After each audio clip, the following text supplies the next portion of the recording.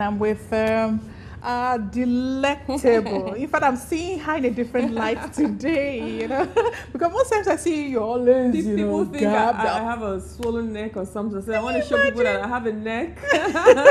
And you look so I'm girlish, not head hiding to anything. toe. Yes, today Wow. I feel girly today. It is your hair as well. It's my hair. You Your can touch natural it. hair. Yeah, my natural hair. I don't go to hairdressers. Do you know you are an artwork yourself? That's the truth. Everybody, God is an artist. I know. I always say that. I know God is an artist, but God has actually probably created you on a public holiday. How about that? And you too. Chocolate and vanilla. Can you beat that? God That's a God good likes combination. variety, yes. Wow. So I can see a lot of artistic works here. This is really, really news to me. News to me in the sense that I don't know how you do it. You have a major job. I mean, that one is a handful on its own, and then you have to do your artistic work. How do you do that? How do you do it? Well, I think being an artist, people sometimes, I think it's important for me to correct the impression that people have of artists. First of all, they think that artists are disorganized people. They must have rasta hair, not be well dressed. No, you can see my house is I'm a very orderly person. I see things and I'm a very disciplined person. I don't drink, I don't smoke, I don't indulge. And so as an artist, it's a very scientific hobby. People don't know, but it's very mathematical because perspectives have to be in place. So you need to think very deep within yourself when you paint. And you tend to want to withdraw from people. So as an artist, you need to have your quiet time with yourself because it's when there's peace and quiet you can work. So I tend to withdraw. I don't go out so much. I don't keep friends so much. I keep to myself a lot. But I'm always there. I reach out to people who need me. Wow. Then I reach out. And, wow. Okay, so what kind of artist are you? Because I mean, we have various. Well, the thing is, I am a general artist. If you look at this wall, I love horses. So I have a whole wall of horses. Then I like landscapes. I have a whole wall of landscapes. Then I like still life. Still life is very intellectual because it's very mathematical. Still life and nature are very intense. A painting can take you 24 hours. You start at 9 and you finish 9 the next day because you just find yourself having to replicate nature. Because people will criticize you when you do natural things. So when it comes to human bodies as well, it's very complex because it must be real or people will criticize you. So you need a lot of concentration. So art, you need a lot of concentration. So I do animals, but horses are my favorite animals. I do landscapes, I do still lives. Then I do what you call surreal. Surreal, that's beyond reality. So how did you capture that artistic bug? It's in the family, but especially the Wechwe family that I come from. My auntie studied art. My father was artistic. My mom is also artistic. And it's in the family, it runs in the family. Whoa. Yes. So when did you really get into it? Let's say 30 years ago. I began to paint when I was in my 20s. So you literally 18 as a teenager. Between 16, I began to paint properly at 16. So you see a lot of my major works were done 1981. I've been painting actively since 1981. And I painted in 2015. So I've been painting. It's a part of my life. My children paint. All my children draw. They have different styles. As you know, my first daughter is an architect because she draws as well. So it's in the family. Wow. So you literally take the brush, the paint. I draw. That's my studio right there. I do all my drawing in there. So where do you get your inspiration from? Inspiration is from meeting people like you that inspire me. Inspiration is from the environment. Inspiration is usually from your state of mind. And as artists, we like to be at peace with ourselves. We want to be you like to be at peace. So when you see trouble, you run away from it so that you can preserve your internal artistic nature. Because we're sensitive by nature, so people can tend to shake us up easily. But once we retreat in our domain, we're able to manage. Is it true that artists are very emotional people? Not really. I am not very emotional. Well, they're deep people. Artists are deep people. We're very calm. We're very deep thinking. And if you're an artist, you also would like to read. We like to read. We like to bury our minds. I think the best thing about being an artist is that it keeps you out of trouble. Artists are never in trouble. because we're always looking for creative solutions to problems. And so throughout, I spent 21 years in banking. Those 21 years, they always put me in charge of artistic things. Wow. Apart from doing, banking, then they put me into legal, then they put me into corporate communications, because we're expressive. And we feel people's emotions. We feel. Instead of us being emotional, we feel them. And can I put you to the test now? Put me to the test. Okay. Can you feel me? Now it's becoming like voodoo. But I feel that your aura is very positive. You're happy to be here, and we're sort of exchanging positive energy, both of us. Okay, so I mean that counts for something, right? Yes. Okay, so now when you do your artwork, what exactly does it entail? Like you wake up in the morning and then you go to your studio, like Yes, you rightly that's my pointed studio out. there, yes. Sometimes we're restless. It's a kind of restlessness you want to get out of your system. Sometimes when I'm stressed, there was a time I was so stressed last year in the job when I said I have to go to my studio, and I rushed down there, I shut the door and I start to draw. We prefer to express ourselves than to aggress another human being. It's an outlet. But sometimes it's highly intellectual because you need to think deep to do some works. I do abstracts as well. Okay. Abstracts are the easiest because I don't have to think much. So those ones are just creative, like the ones you saw at the entrance. There's not much, I just express myself. So those are pretty, some artists are actually political. Yes, of course. They're politically oriented. I have a painting of Wole Soyinka. I have a painting of Fela. You did yourself? Yes, I did myself. I also have a painting of Che Guevara. You saw it at the beginning there.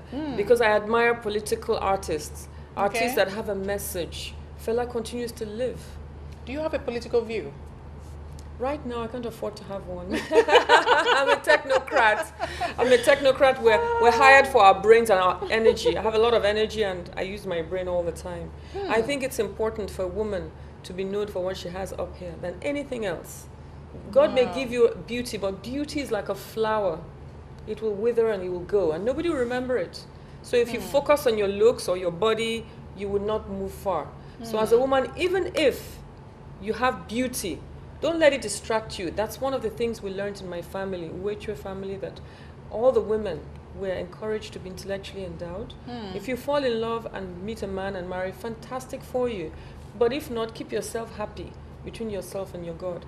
So being able to feed yourself as a woman is very key in the background that I came from, Okay, so did you have like a formal training for this No, I'm yet to. When I retire, I have planned that when I feel that I've served my country and I've done enough, I will retire to go and study art.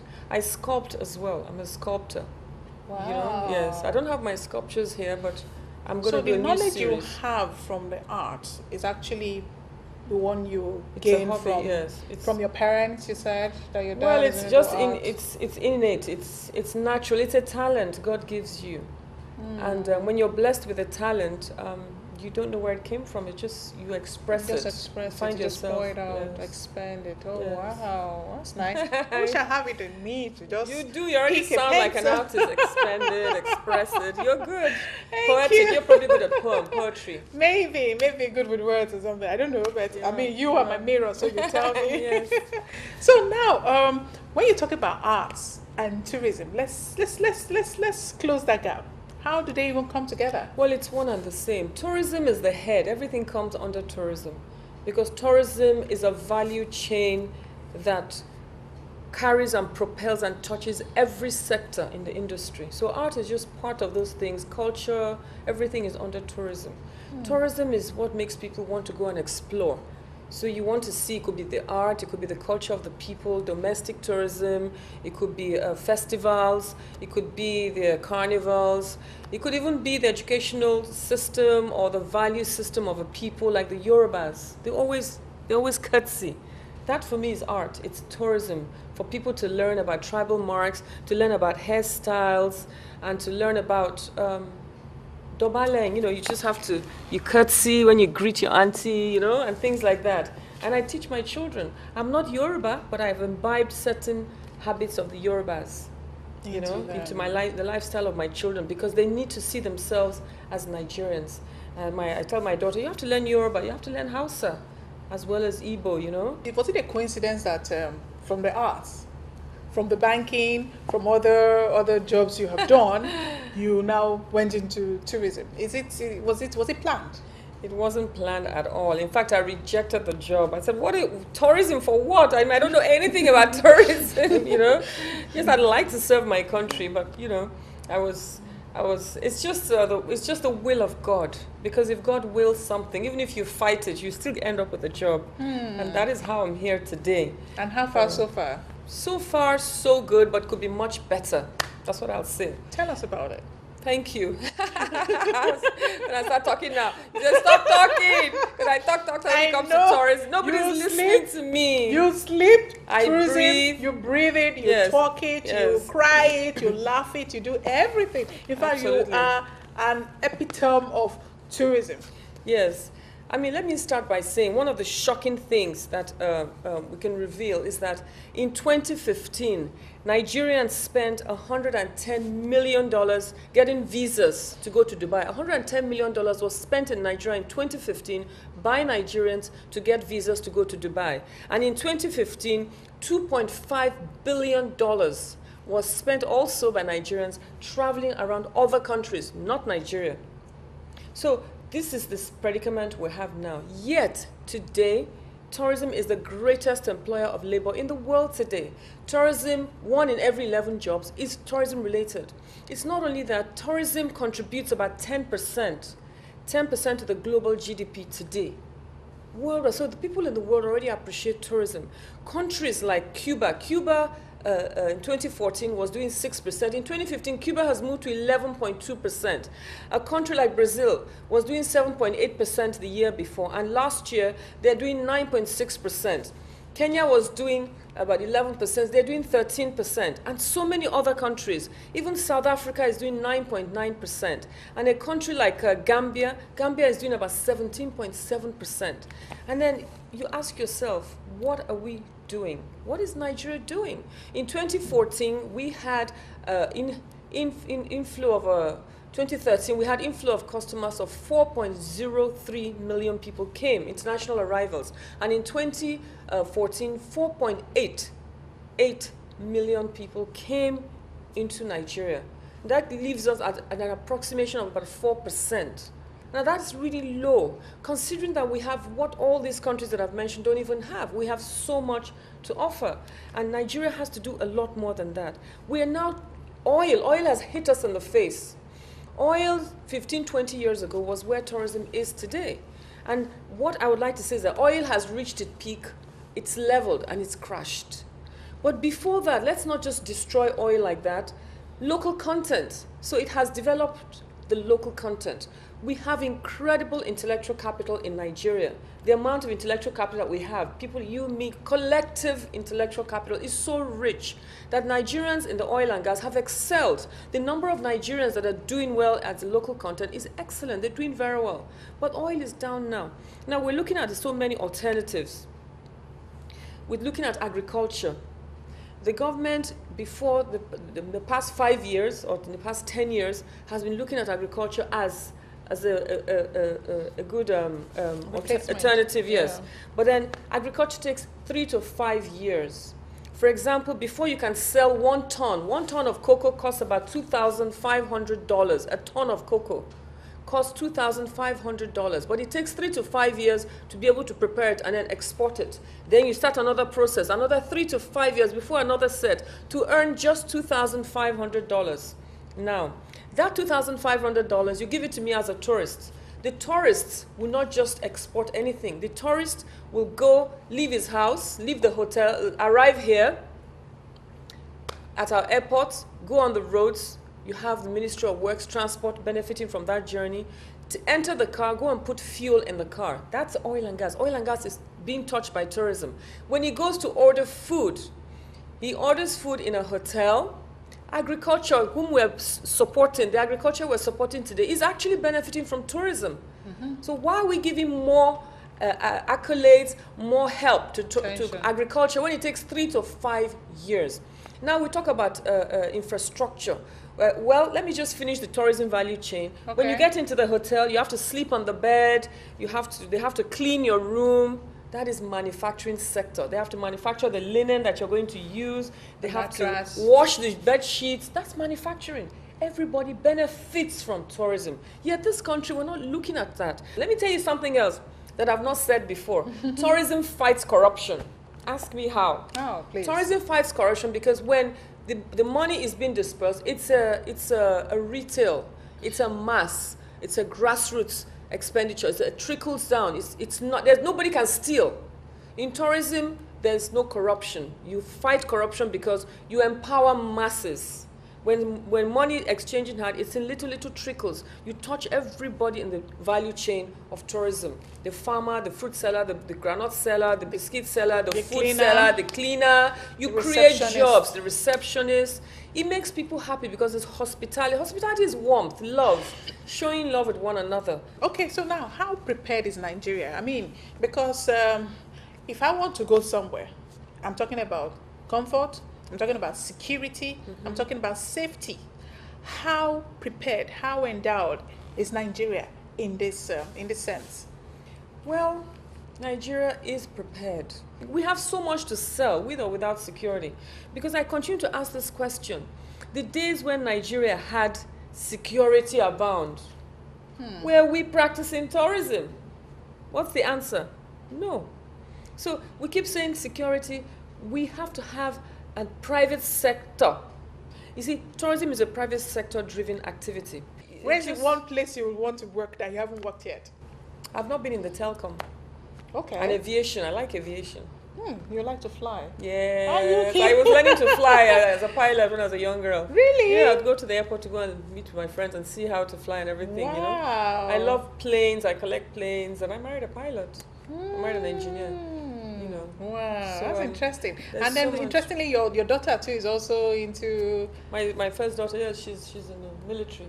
I trained, as you know, I trained in the Nigerian police. I went to train as a spy police. You? Yes. Spy. I have my uniform. I'll show you.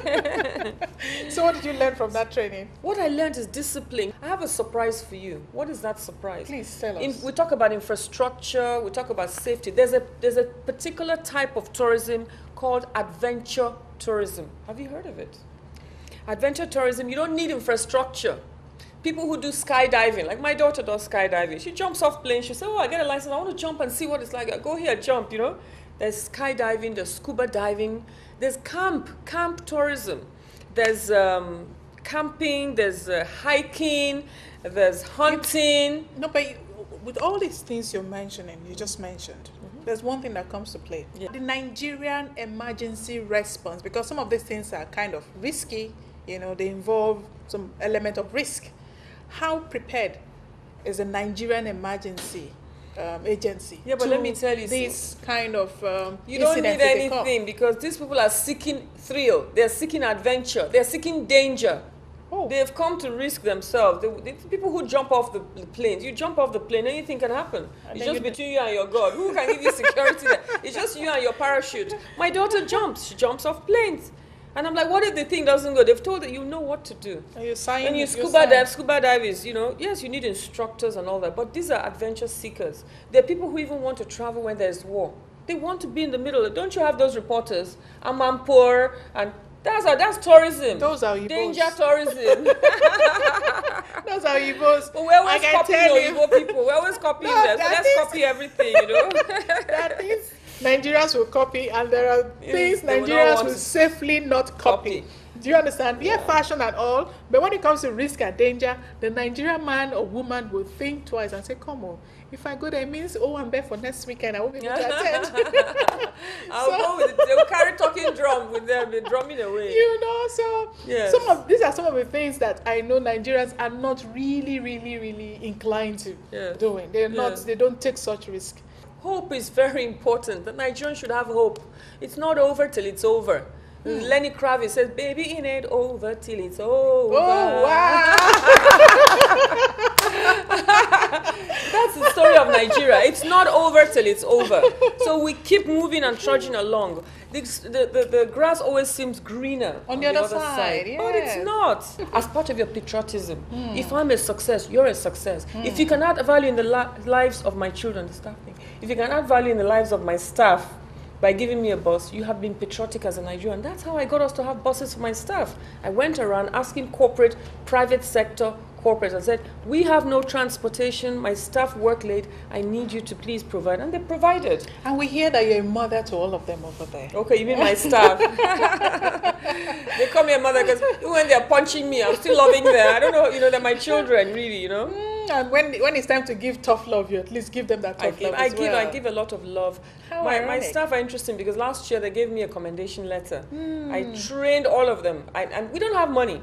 There's no money to train, So but how I'll do you look. get it? You go and make relationships, call on your goodwill, and people will do it for free. Maybe you pay for their ticket, and they'll come and train your staff. Then this year I promoted over 150 of them. Last year I trained over 300, almost 350 of my staff. And I got a commendation letter. It really touched my heart because my staff are like Oliver Twist. As you're giving them, they're asking for more, giving them so. And I know that they do need to be looked after. They need a mother hen to protect them, but they need comfort. In fact, I've thoroughly enjoyed myself. So there'll probably be, there'll definitely be Follow-up, encore. We always have encore. Anyway, it's always a pleasure to have you Same on here. Saturday Wonderful. night. Thank you very much. Thank you so much. Thank you so much. Keep up the good work. I will. And hopefully the government will continue to use you because you have so much energy. Yes. There's so much energy in you. Let's go. Yes. Come, let's go. Let's go show me let me show you my studio. Okay, before you show us your studio, let's quickly wrap up. Well, this is where we'll wrap it up on Saturday night. Thank you so much for tuning in. God willing, next week we'll be here again with another guest. And of course, Sally, one time or another will come up. Until next week, be kind to one another and stay well. Bye.